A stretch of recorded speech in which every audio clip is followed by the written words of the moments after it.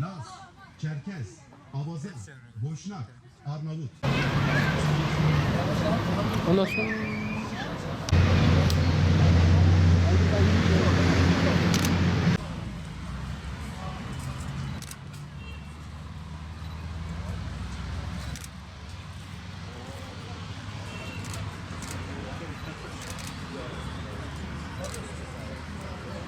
Hamd alemlerin Rabbi olan Allah'a mahsustur. Sonsuz Allahu azim. إنهم فتية آمنوا بربهم وزدناهم هدى وربطنا على قلوبهم إذ قاموا فقالوا ربنا رب السماوات. Onların kalplerini sağlamlaştırıp güçlendirdik. Kalkıp şöyle dediler.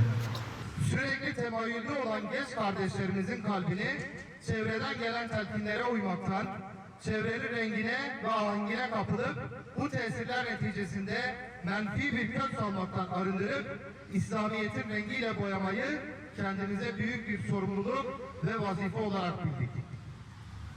Bu hakikat göz önünde bulundurulduğunda kalpteki iman nurunu korumak ve manevi terakki için iyi insanlarla Allah'ın salih kullarıyla birlikte olmak, onların tesir dairesi içinde yaşamak gerekmektedir.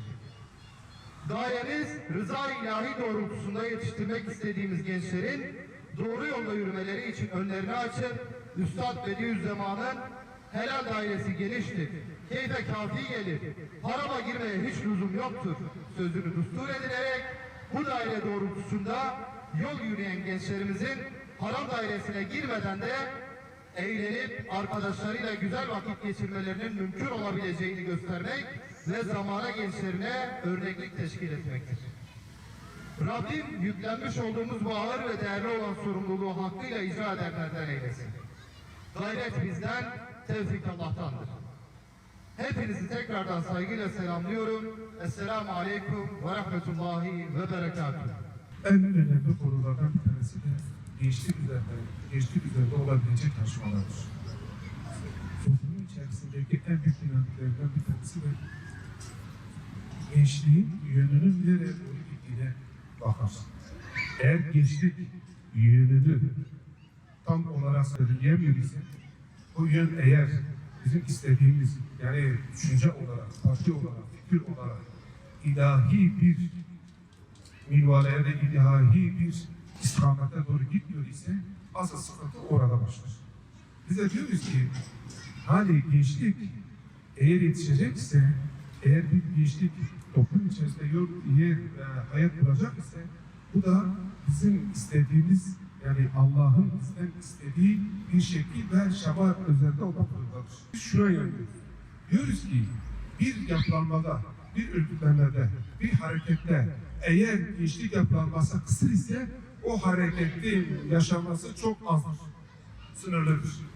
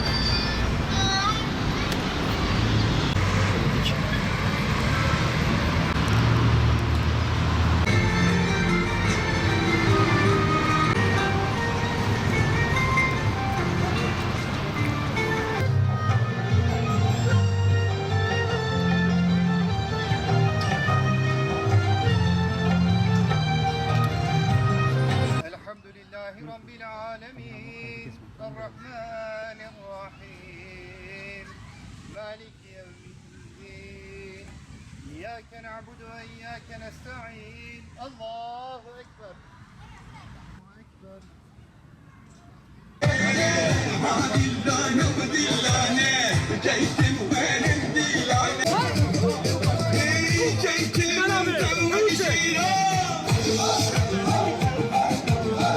İslam'ı fırka şerinde Kur'an'ı